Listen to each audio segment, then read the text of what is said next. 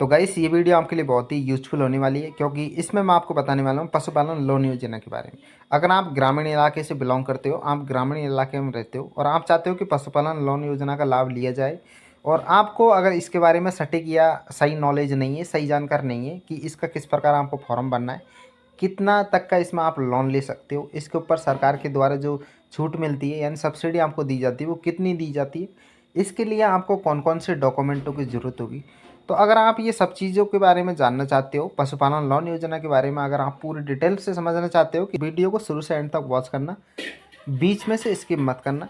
Channel पर अगर आप नए आए तो हमारे चैनल टेक ऑफिशियल 2.0 को सब्सक्राइब जरूर कर लीजिए, ताकि आपको इसी प्रकार की जो सरकारी योजना है उससे रिलेटेड नई नई वीडियो आपको मिलती रहे। तो चलेगा, इस वीडियो को स्टार्ट करते हैं। पहले मैं आपको समझाता हूँ पशुपालन लोन योजना जो है आखिर ये है क्या है, ग्रामीण तबके के लोग इसका फ़ायदा कैसे ले सकते हैं। तो ग्रामीण क्षेत्र में रहने वाले लोगों के लिए सरकार ने एक सुनहरा अवसर प्रदान किया है।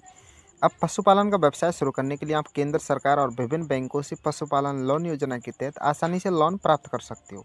यह योजना उन लोगों के लिए बहुत फ़ायदेमंद है जो गाय भैंस पालन से अपनी आमदनी बढ़ाना चाहती है और पहले से इस व्यवसाय से जुड़ी हुई है और इसका विस्तार और करना चाहती हो। सरकार की यह योजना खास तौर पर ग्रामीण और आर्थिक रूप से कमज़ोर तबके के लिए शुरू कर दी गई है, ताकि वे आत्मनिर्भर बन सके और रोजगार के नए अवसर पैदा हो सके। इस योजना के तहत बैंकों के माध्यम से आसानी से लोन प्राप्त प्रदान किया जा सकता है, जिसमें सब्सिडी की सुविधा भी मिलती है।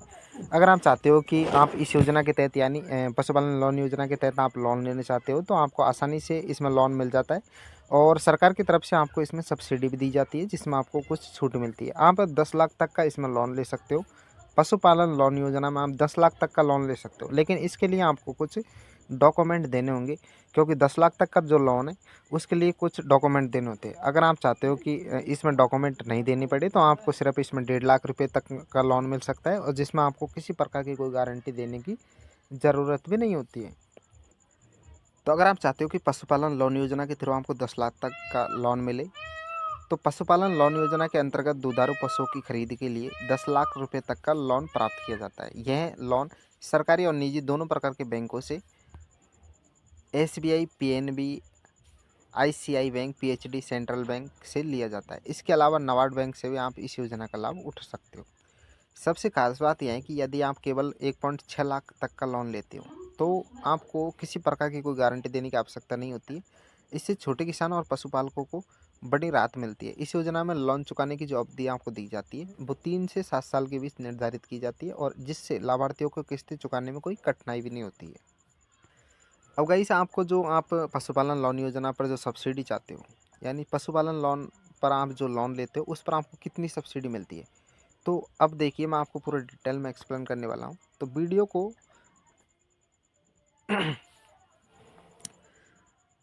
अब समझिएगा, इसे आपको पशुपालन लोन योजना पर कितनी सब्सिडी मिलती है। तो सरकार इस योजना में आपको 25 से 35% तक की सब्सिडी देती है, जो बैंक की शर्तों और स्थान के आधार पर अलग अलग हो सकते हैं। इससे लाभार्थियों पर लोन का बोझ कम पड़ता है। इन्हें अपने व्यवसाय को शुरू करने और बढ़ाने में आर्थिक सहूलियत मिलती है। अब देखिए गाइस, जैसे कि आप अगर लोन लेना चाहते हो पशुपालन लोन पर, आपको एक तो गाइस आपको 3 से और 7 साल का इसमें समय दिया जाता है, जिसमें आपको किस्त बांधी जाती है, और इस इतनी लंबी जो किस्त होती है उनको आप आसानी से चुका सकते हो। तो इस प्रकार आपको जो ये लोन मिलता है ये बहुत ही सुविधाजनक होता है। इसके अलावा गाइस, आपको इसमें जो सब्सिडी मिलती है वो 25 से 35% तक मिलती है।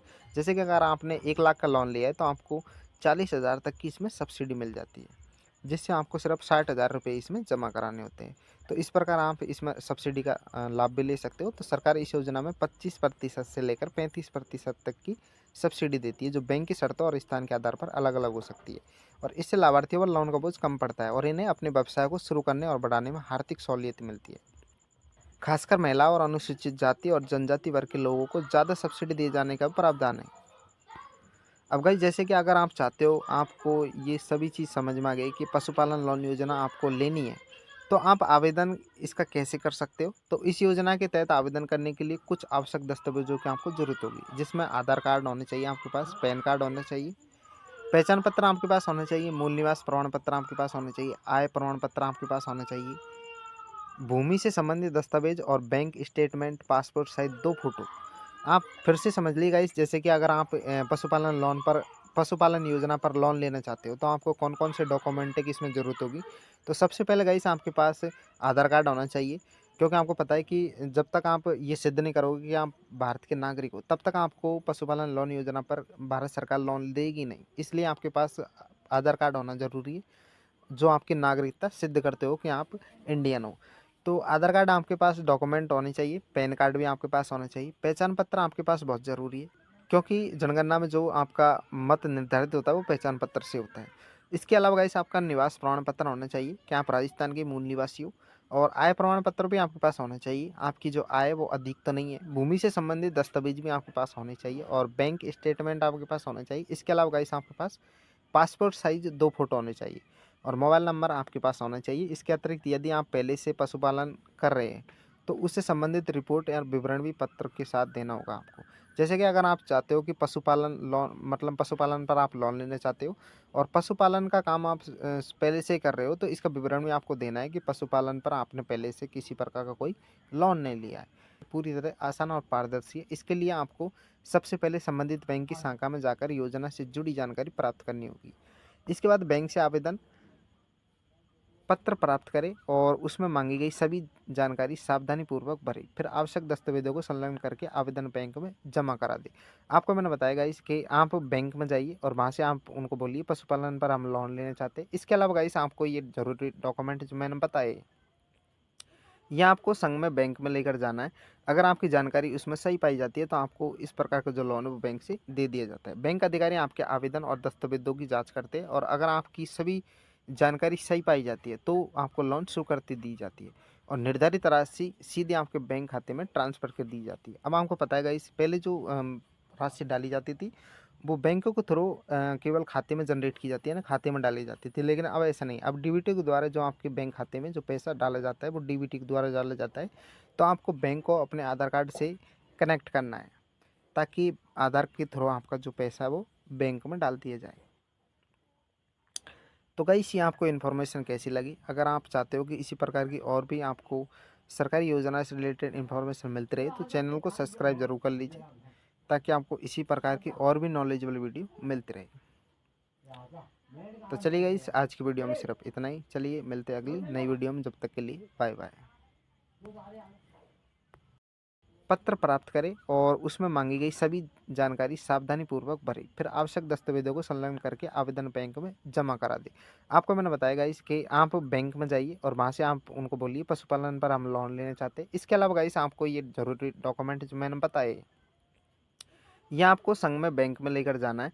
अगर आपकी जानकारी उसमें सही पाई जाती है तो आपको इस प्रकार का जो लोन है वो बैंक से दे दिया जाता है। बैंक अधिकारी आपके आवेदन और दस्तावेजों की जांच करते हैं, और अगर आपकी सभी जानकारी सही पाई जाती है तो आपको लोन स्वीकृति दी जाती है, और निर्धारित राशि सीधे आपके बैंक खाते में ट्रांसफर कर दी जाती है। अब आपको पता है इस पहले जो राशि डाली जाती थी वो बैंकों के थ्रू केवल खाते में जनरेट की जाती है ना, खाते में डाली जाती थी, लेकिन अब ऐसा नहीं। अब डीबीटी के द्वारा जो आपके बैंक खाते में जो पैसा डाला जाता है वो डीबीटी के द्वारा डाला जाता है। तो आपको बैंक को अपने आधार कार्ड से कनेक्ट करना है, ताकि आधार के थ्रू आपका जो पैसा है वो बैंक में डाल दिया जाए। तो गाइस ये आपको इन्फॉर्मेशन कैसी लगी? अगर आप चाहते हो कि इसी प्रकार की और भी आपको सरकारी योजना से रिलेटेड इन्फॉर्मेशन मिलती रहे तो चैनल को सब्सक्राइब जरूर कर लीजिए, ताकि आपको इसी प्रकार की और भी नॉलेजेबल वीडियो मिलती रहे।